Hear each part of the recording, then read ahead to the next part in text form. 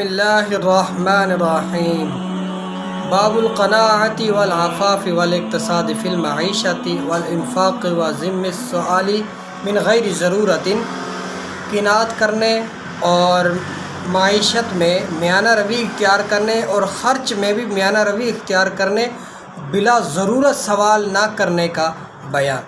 قال اللہ تعالی وما من دابۃ فی الارض الا علی اللہ رزقها، ہود سورۃ مبارک اور 6 نمبر آیت۔ اللہ تعالیٰ کا ارشاد ہے، اور زمین پر چلنے والا کوئی ایسا نہیں جس کا رزق اللہ کے ذمہ کرم پر نہ ہو۔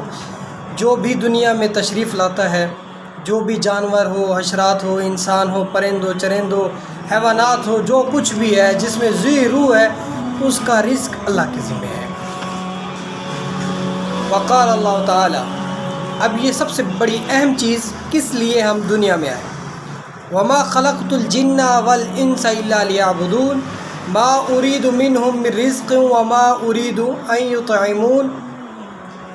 الذاریات 56 سے 57 آیت مبارک۔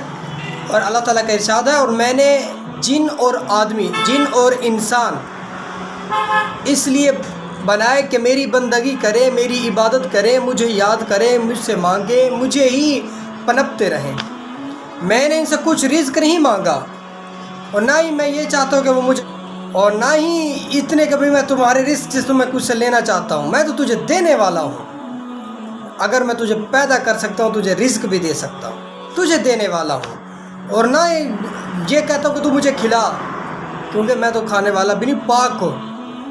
بتانا آپ اس آیت مبارک میں جو ہمیں درس ملتا ہے وہ یہی ہے کہ ہم لینے والے ہیں، لینے والے ہونے کے باوجود بھی اسے نہ یاد کریں تو یہ اپنے نفس پر، اپنی جان پر خود ظلم کرنے کے برابر ہے۔ اور جس مقصد کے لیے اللہ تعالیٰ نے ہمیں پیدا فرمایا وہ پورے کرنے کی اللہ توفیق عطا فرمائے۔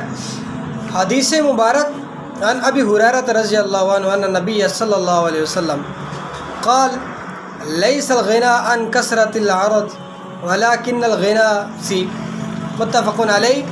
حضرت ابو ہریرہ رضی اللہ عنہ سے مروی ہے کہ نبی کریم صلی اللہ علیہ وسلم نے ارشاد فرمایا، غنا مال اور اسباب کی کثرت کا نام نہیں۔ کسی کے پاس گاڑی، بنگلہ، جائیدادیں، رقبے، مربے اور فیشن، یہ نظام، یہ غنا نہیں ہے۔ غنا اس کو نہیں کہتے۔ حضور علیہ الصلوۃ والسلام نے ارشاد فرمایا، مال و اسباب کی کثرت کے نام یہ ہونا، اس کو غنا نہیں کہتے۔ غنا کسے کہتے ہیں؟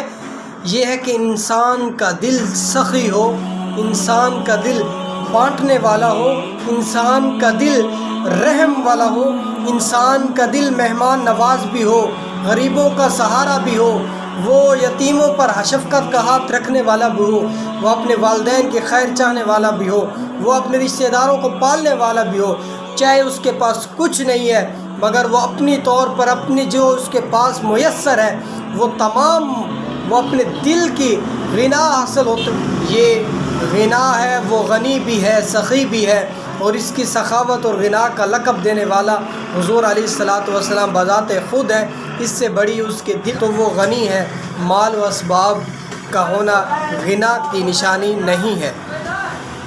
اور آگے حدیث مبارک ہے کہ حضور علیہ الصلوۃ والسلام نے ارشاد فرمایا، بلا شبہ وہ کامیاب ہو گیا جو اسلام لایا اور اسے حسب ضرورت رزق عطا ہوا، اور اللہ تعالیٰ نے جو کچھ اسے دیا اس پر قناعت کی دولت سے اسے نوازا۔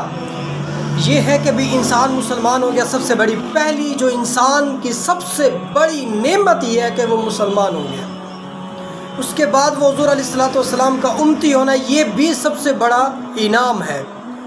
اور اس کے بعد وہ اپنے عقیدے پر 3-4 چیزوں کو پکا رکھتا ہے کہ وہ کبھی بھی اللہ تعالیٰ، حضور علیہ الصلوۃ والسلام، اہل بیت، صحابہ کرام اور نیک لوگوں کے بارے میں کچھ نہیں، اپنی زبان سے کوئی غلطی یا کوئی اپنا عقیدہ میں کوئی ایسی نقص وغیرہ نہیں رکھتا کہ جس کی وجہ سے اس کا ایمان چلا جائے، جس کی وجہ سے وہ کافر ہو جائے، جس کی وجہ سے دائرہ اسلام سے خارج ہو جائے۔ اگر یہ چیزیں نہیں ہیں تو وہ کامیاب ہے، وہ مسلمان سچا اور پکا ہے۔ اور اسے ضرورت کے حساب سے رزق دیا گیا، جو اس کا ضرورت تھا، جو 3 ٹائم کا، 2 ٹائم کا، اور اس نے شکریہ ادا کیا اور اللہ تعالیٰ نے اسے قناعت کی، عاجزی کی اور قناعت کی، پرہیزگاری کی، اسے جو دولت نصیب ہوئی، یہ سب سے بڑی اللہ تعالیٰ کا یہ بھی اس کو دیے جانے والا انعام ہے۔ اکثر ولی اللہ جو اکثر نیک لوگ ہوتے ہیں ان کی قناعت دیکھا کریں، یا سوکھی روٹی کھاتے ہیں یا آدھی روٹی کھاتے ہیں، یہ بھی ان پر ایک کرم ہوتا ہے اور اس پر خوش رہتے ہیں۔ حدیث مبارک ہے کہ بھی جو اللہ کے دیے ہوئے تھوڑے مال پر راضی ہو گیا، اللہ تعالیٰ قیامت والے دن اس کے تھوڑے عملوں پر راضی ہو جائے گا۔